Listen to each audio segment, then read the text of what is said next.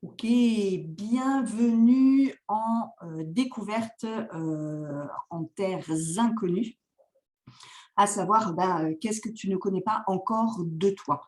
Donc aujourd'hui, je vais te parler des addictions et notamment il y en a une qui m'intéresse vraiment très très précisément, c'est l'addiction à la souffrance et qui englobe en fait finalement toutes les addictions. Et en fin de live, il y aura un petit temps pour échanger si vous le souhaitez. Euh, alors, en fait, c'est quoi le principe de l'addiction? euh, Alors évidemment, ce n'est pas la vérité que je délivre là, ce n'est pas comme ça qu'il faut faire, c'est ma vérité, c'est ce que moi j'ai collecté comme information depuis ces 25 années d'accompagnement de l'humain dans sa transformation et les résultats qu'il obtient selon sa posture vis-à-vis de ce thème de l'addiction. Alors, les principes de l'addiction, c'est la fuite.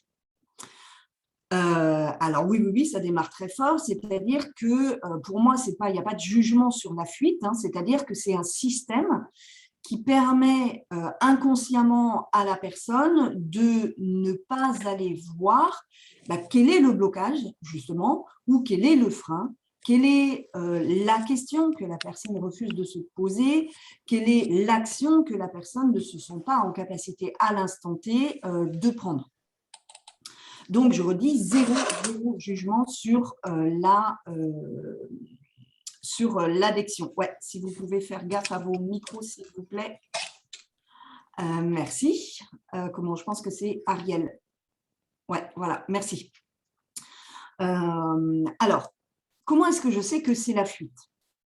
En fait, à l'état naturel, on n'a pas d'addiction parce qu'on est complet et que les moments où ça floute un peu en nous, puisque on est humain et ça bouge sans cesse, on ne va pas déclencher d'addiction, on va faire à partir de soi et on va adapter la totalité de notre structure sur le sujet du moment.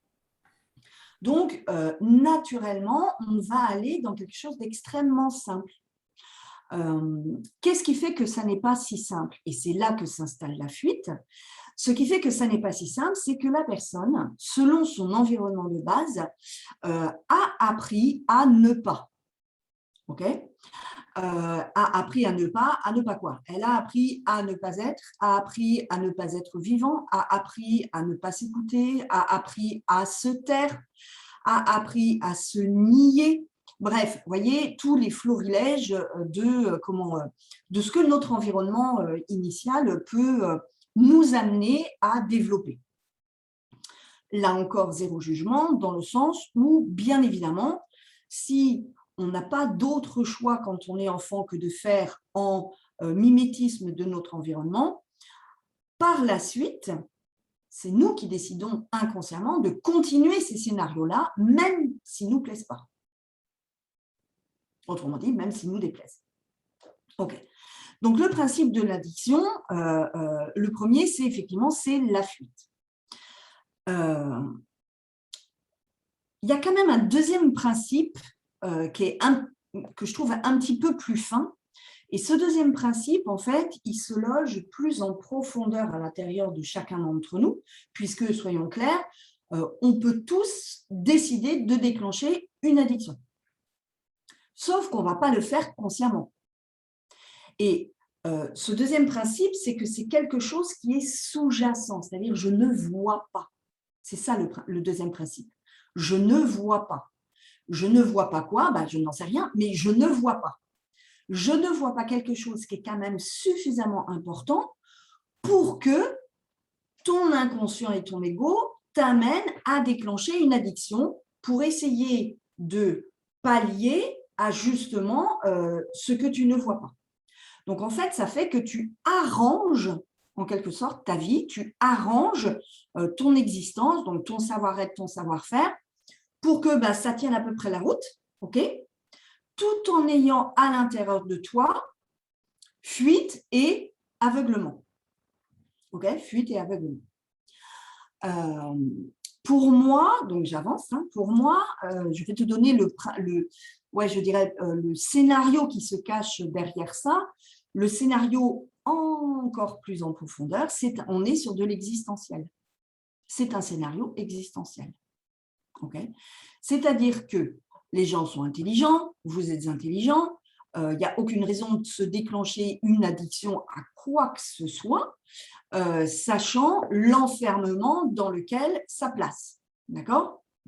Puisque derrière l'addiction, il y a quand même l'idée de générer de la frustration et du manque. Donc, derrière ta frustration et du manque, qu'est-ce qui se passe chez toi? Eh bien, ça t'amène à sans arrêt nourrir ce scénario de manque. Et là, ça devient un processus. C'est-à-dire qu'inconsciemment, eh bien, si jamais tu t'approches d'un moment où tout va bien pour toi dans ta vie, ça ne peut pas aller bien, puisque ça ne répond plus à l'injonction inconsciente qui est à l'intérieur de toi. Et donc, eh bien là, tu vas relancer le processus de manque qui, lui, va générer la frustration. Je peux prendre des exemples. On va prendre, par exemple, l'exemple, évidemment, quand on dit addiction, on va penser assez rapidement à la drogue, mais il y en a plein d'autres. Hein. Il y a l'addiction, le principe, c'est être dans du trop, puisque de toute façon, il faudra toujours que ça soit du trop, puisque la sensation, c'est qu'il y en a trop peu. Et donc, derrière ça, ça va générer quoi? Trop, ça peut être sur le sexe, ça peut être sur le chocolat, ça peut être le café, ça peut être les médicaments, ça peut être mince, j'ai pensé à une autre tout à l'heure, j'ai oublié. Bref, l'argent, voilà, addiction, l'argent. Hein, il y a peu de gens qui le voient comme tel, mais ça peut être aussi une addiction. Sauf que quand on pense addiction, on pense au trop, mais il faut garder à l'esprit que ce trop-là, il vient tenter de guérir un trop peu. Donc, on est dans un processus de manque. OK? Donc, il y a une addiction au manque. Et dès lors que tu commencerais à obtenir ou à résoudre même ce processus de manque, non, ça ne va pas marcher puisque la problématique, elle est sur l'existentiel. Autrement dit, elle est ailleurs. Donc, effectivement, on ne peut pas dire que ça ne sert à rien de travailler sa relation à l'objet de l'addiction. Ça ne sert pas à rien, sauf que ça ne résout pas. D'accord? Tant que tu ne vois pas que c'est une problématique existentielle. Alors, à partir de là, moi, je vais glisser sur cette addiction que je sais retrouver, que je sais percevoir, parce que parfois elle est vraiment très très bien planquée, hein, quand la personne elle a vraiment déjà beaucoup travaillé sur elle-même, que je vais bien, tout va bien et que c'est vrai, elle est parfois vraiment extrêmement bien planquée. Pour moi, j'ai envie de parler de l'addiction à la souffrance. Et l'addiction à la souffrance, c'est elle qui entre en quelque sorte, dans mon monde à moi en tout cas, et ce que j'observe, c'est elle chapeaute l'ensemble des addictions. Tant que tu ne veux pas voir que l'addiction à chocolat, café, sexe, solitude, etc., peu importe l'objet de l'addiction, tant que tu ne veux pas voir qu'en fait, c'est une addiction à la souffrance, tu ne pourras pas lever l'addiction en elle-même. Autrement dit, l'addiction à un objet X ou Y, c'est la conséquence d'un scénario existentiel. Quand je dis scénario existentiel, en fait, qu'est-ce qu'on cherche? Qu'est-ce que la personne cherche derrière la souffrance ou au travers de la souffrance? Prenons par exemple, on peut aller sur les sentiments et les différents sentiments. Prenons celui, puisque j'ai parlé de frustration, hein, qui est vraiment l'un des principes le plus important dans l'addiction. La frustration, qu'est-ce que c'est? C'est la colère. OK? Et la colère, qu'est-ce que c'est? C'est la frustration. Bon, et là, on pourrait tourner en boucle. Sauf que tu ne génères pas de la colère à l'intérieur de toi comme ça, juste pour le fun. D'accord? Et je dis bien, tu ne génères pas. C'est-à-dire que la colère qui est à l'intérieur de toi et que tu décides de manifester, c'est une décision. Simplement, elle n'est pas vue comme une décision. Elle est vue la plupart du temps comme une réaction à un événement. Si on creuse encore un petit peu ce sujet, donc qu'est-ce que tu cherches au travers de l'addiction à la souffrance? En fait, tu cherches à être vu, tu cherches à être entendu, tu cherches à être écouté, tu cherches à peut-être de la reconnaissance, de la gratitude, etc., etc. Quoi de plus humain que de rechercher ça? Je pourrais faire une liste, la liste n'est pas exhaustive hein, sur qu'est-ce que tu cherches au travers de l'addiction à la souffrance, mais je clôt quand même la liste là, sinon on y passerait une journée et encore. Mais ce qui est intéressant, à mon sens, au travers de cette addiction à la souffrance, c'est cette capacité incroyable à ne pas aller directement sur l'objet que tu viens chercher.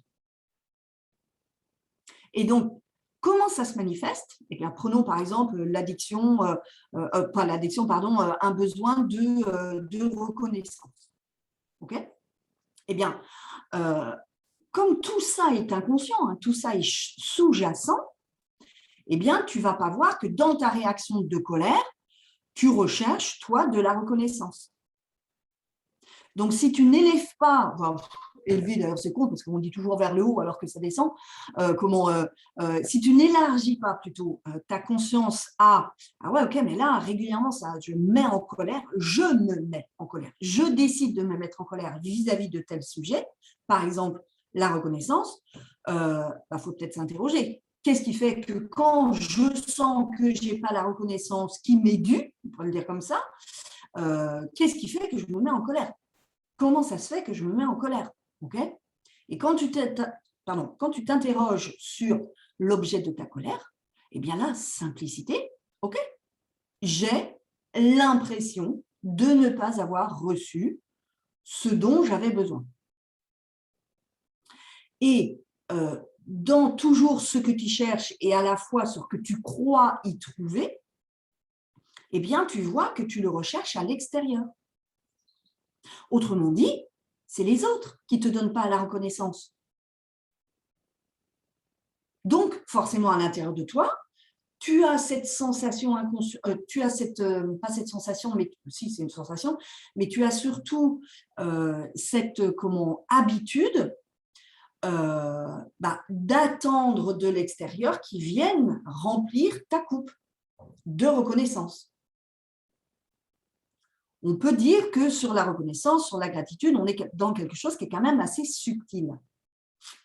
Prenons le même exemple avec le chocolat.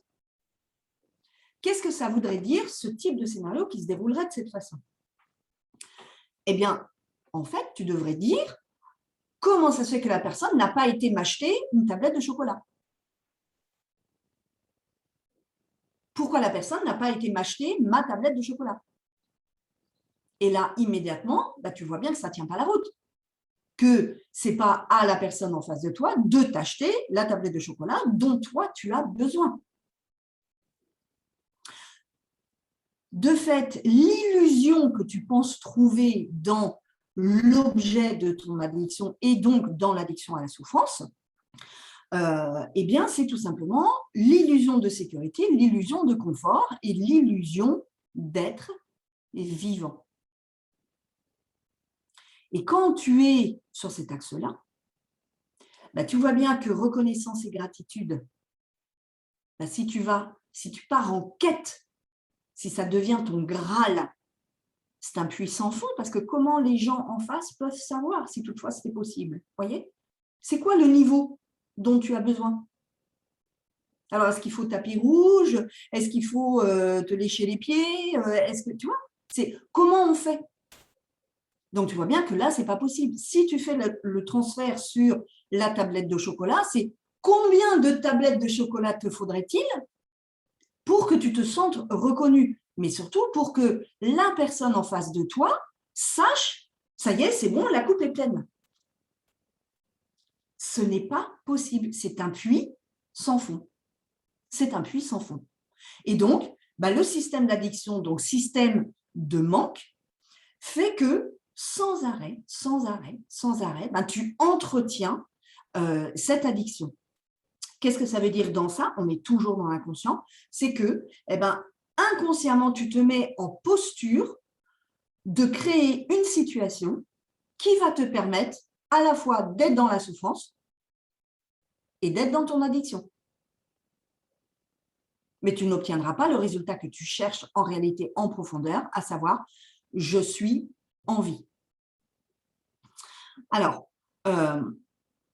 maintenant, si tu es là sur le live, c'est possible que tu aies en tête, mais alors, comment? C'est quoi les pistes? Et je comprends. Alors évidemment, ce n'est pas au travers d'un live d'une demi-heure que ça va se résoudre, mais quand même, il y a quand même des pistes qui sont meilleures que d'autres, à mon sens. Donc là, je vais rentrer sur comment sortir de l'addiction ou qu'est-ce qui va faire que tu vas sortir de l'addiction à la souffrance. Déjà, quand tu acceptes de regarder ce que tu viens chercher au travers des colères, par exemple, que tu manifestes, ou au travers des sensations de frustration que tu manifestes dans les conversations, dans tes rencontres, dans ta communication avec le monde, déjà, on est pas mal. D'accord? C'est-à-dire, qu'est-ce que tu viens chercher là? Qu'est-ce qui fait que, à l'intérieur de toi, se manifeste cette sensation, pas forcément hyper agréable, mais surtout qui est récurrente. D'accord? Donc déjà, on est pas mal. Donc cherche, qu'est-ce que tu viens chercher au travers du monde? La deuxième, c'est quand tu as trouvé ce que tu viens chercher au travers du monde, eh bien, développe le fait de le chercher par toi-même et ne plus être en attente de ce que tu trouves dans le monde. Autrement dit, tu passes de la loterie, d'accord, parce que c'est une loterie, tu n'as aucune assurance, tu n'as aucune sécurité sur le fait que tu vas à chaque fois, dans chaque rencontre que tu vas faire dans le monde, que tu vas trouver ce que tu viens chercher de la personne. OK? Donc, une fois que tu as trouvé ce que tu viens chercher, eh bien, cherche à le déclencher de toi-même par toi-même. Autrement dit, ça veut dire quoi? Ça veut dire que si, par exemple, tu viens chercher, mettons, de l'amour, et oui, j'ose, tu viens chercher de l'amour. OK, bon, quel humain n'en cherche pas? Soyons clairs. Oui, mais la personne en face, ça ne marche pas. Il n'y a pas de… Tu vois, ça ne marche pas. Ou alors, la manifestation chez la personne de l'amour, ce n'est pas la tienne et donc tu ne sais pas voir qu'il y a un échange et il y a possibilité de réception de l'amour. Ça va faire la même chose. Si tu ne vois pas, si tu ne crois pas qu'il y en a, tu ne vas pas, toi, avoir la sensation qu'il y en a. Et autrement dit, tu vas de nouveau être dépendant de la personne en face de toi. Mais qui peut te remplir d'amour? Pour moi, il n'y a que soi. C'est ça. Ben oui, il n'y a que soi. Il n'y a que soi. Donc, tu vois bien que dès lors que tu trouves ton fil rouge qui t'amène à aller chercher qu'est-ce que tu cherches dans le contact avec le monde, à partir du moment où tu as trouvé ça, là, tu peux commencer à remplir par toi-même. Autrement dit, dans les rencontres, qu'est-ce que ça va donner? Tu as trouvé, imaginons que ce soit l'amour que tu cherches, okay? Ou la reconnaissance, ou la gratitude, on s'en fout, mais tu as compris qu'il n'y a que toi qui peux le remplir.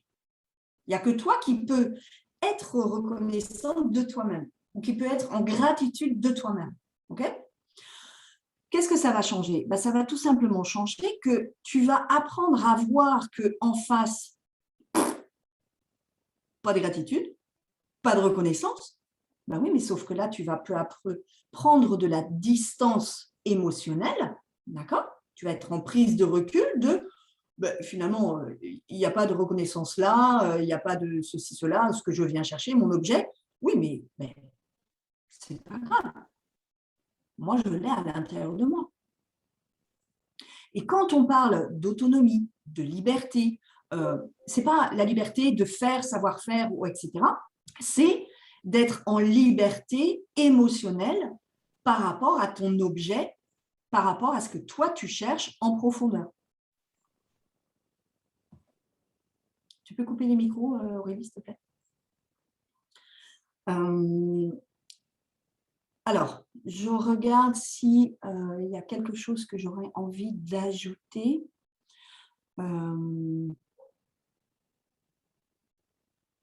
Non, là pour le moment, c'est bon, donc on peut arrêter, Aurélie.